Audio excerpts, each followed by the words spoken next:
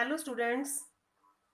आज हम वर्णों के उच्चारण स्थल के बारे में जानकारी प्राप्त करेंगे। तो वर्णों का उच्चारण करते समय हमारी जीभ किसी न किसी स्थान का स्पर्श करती है। इन स्थानों को ही उच्चारण स्थान कहा जाता है। बच्चों, जो वर्ण या अक्षर होते हैं वो कहीं ना कहीं से पैदा होते हैं। ठीक है, जहां से वो पैदा हो रहे हैं उन्हें उनका उच्चारण स्थल कहा जाता है।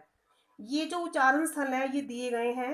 मेन जो उच्चारण स्थल है वो 9 प्रकार के होते हैं। कंठ, तालु, मूर्धा, दंत, ओष्ठ, नासिका।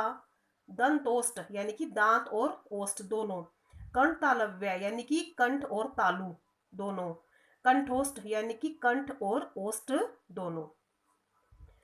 देखिए बच्चों, वर्णों के जो उच्चारण स्थल हैं इनके विषय में मैं आपको थोड़ा डिटेल से बताऊंगी। सबसे पहला उच्चारण स्थल है कंठ। बच्चों, आप सब जानते हैं कि कंठ का मतलब क्या होता है। कंठ का मतलब होता है गला, यानी कि गले से किन वर्णों का उच्चारण स्थान होता है। ये वर्ण इन वर्णों को हम सूत्र के माध्यम से पढ़ेंगे। अगर हमने इन सूत्रों को बहुत अच्छे से प्रिपेयर कर लिया तो हम कभी भी वर्णों का उच्चारण स्थान कभी भी हम गलत नहीं कर सकते। देखिए इसका सूत्र क्या है। कंठ से कौन कौन से वर्णों का उच्चारण होता है। इसी इसका सूत्र होगा अकुह विसर्जनीय नाम कंठ है। अगर हम इसे संयुक्त रूप में बोलना चाहें तो हम कैसे बोलेंगे। अकुह विसर्जनीय नाम कंठ है, यानी कि अ मीन्स ए और आ, क मीन्स पूरा कवर्ग क ख ग घ ड़, और ह और विसर्जनीय क्या है विसर्ग। यानी कि जितने भी ये वर्ण है इनका उच्चारण स्थल कहाँ से हुआ, कंठ की सहायता से हुआ। तो उसका सूत्र क्या हुआ, ये हो गया। अगर आपने ये सूत्र याद कर लिया, ठीक है, तो आपको इजिली आप यहीं से ही पहचान करके उन वर्णों को याद कर लेंगे। द नेक्स्ट इज तालु।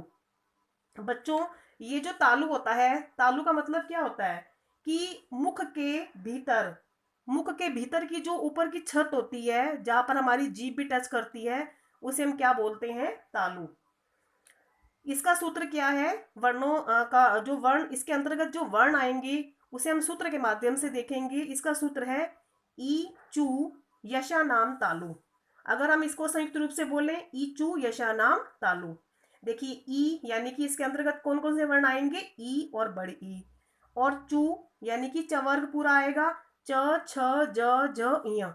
और यश मतलब य और श। इन वर्णों का उच्चारण स्थान कहाँ से होगा, तालु की सहायता से। तो आप इस सूत्र को याद करेंगे तो आपको ये जो वर्ण है वो अच्छी तरह से याद हो जाएंगे और ये पता चल जाएगा इसका उच्चारण स्थान तालु से किया जाता है। नेक्स्ट क्या है, मूर्धा। मूर्धा बच्चों, सबसे पहले हम ये जानेंगे कि मूर्धा होता क्या है। मुख के अंदर का तालु का भाग व मुख के दांतों के पीछे सिर की तरफ का जो भाग होता है उसे हम बोलते हैं मूर्धा। इसका जो सूत्र होता है वो है री टू रसा नाम मूर्धा। अगर हम इसे संयुक्त रूप से बोलें तो री टू रसा नाम मूर्धा।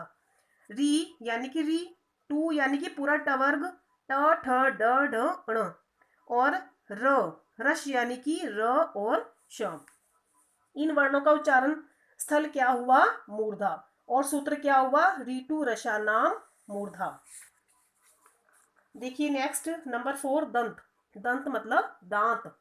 रीटू लसा नाम दंता, ये सूत्र है। और देखेंगे इसके अंतर्गत कौन कौन से वर्ण आ रहे हैं। री मतलब री, टू मतलब पूरा तवर्ग त थ द ध न, और लस यानी कि ल और स वर्ण। तो जितने भी ये वर्ण है ये किसके अंतर्गत आए, दांत के अंतर्गत, दंत के अंतर्गत। और इसका सूत्र ये है। अब नेक्स्ट है ओष्ठ। ओष्ठ यानी कि होंठ। इसका सूत्र क्या है, ऊ पू पद मानिया नाम ओष्टो। यानी कि ओष्ठ जो स्थल है इसके अंतर्गत कौन कौन से वर्ण आएंगे। ऊ यानी कि ऊ, और ऊ यानी कि छोटा ऊ बड़ा ऊ। प वर्ग यानी कि पूरा प वर्ग प फ ब भ म, ये प के अंतर्गत आएगा। और जो पद्य मानी है यानी कि प और फ है, ये सब वर्ण किसके अंतर्गत आएंगे, ओष्ठ के अंतर्गत, यानी कि हमारे होठ के अंतर्गत। नासिका नेक्स्ट। नासिका यानी कि नाक। जो वर्ण नासिका के की सहायता से बोले जाते हैं, ठीक है, उन्हें हम क्या बोलते हैं, उनको हम ये मानेंगे कि उसका उच्चारण स्थल नासिका है। और इसका सूत्र क्या होगा, य म ङ ण ना नाम नासिका च। बच्चों नाक की सहायता से जो किसी भी वर्ग का जो पंचम वर्ण होता है, ठीक है, जैसे ये कहाँ का पंचम वर्ण है, च का, च वर्ग का। और ये म किसका पंचम वर्ग है, प वर्ग का। और ये ण, ये किसका पंचम वर्ण है, क का, ये ट का और ये त का। ठीक है, तो ये किसकी सहायता से बोले जा रहे हैं, नासिका की सहायता से। नेक्स्ट है कंठ तालु। अब इसमें देखिए दो उच्चारण स्थान है, कंठ भी और तालु भी।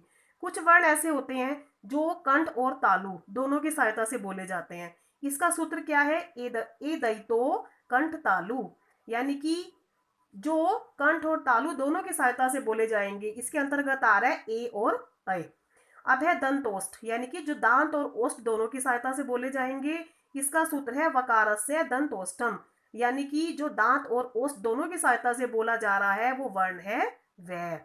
अब है कंठोष्ठ, यानी कि कंठ और ओष्ठ, कंठ और होठ दोनों की सहायता से जो वर्ण बोले जा रहे हैं, वो उसका सूत्र क्या होगा, ओ दौ तौ, ओ दौ तो कंठोष्टम, ओ दौ तो कंठोष्टम।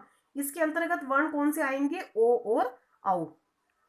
तो बच्चों यदि आप इन सूत्रों को अच्छे से याद कर लेते हैं तो आपको इसके अंतर्गत आने वाले जो वर्ण हैं, ठीक है, और इनका उच्चारण स्थान कहाँ से होगा, इसे आप बहुत ही प्रॉपरली याद कर सकते हैं।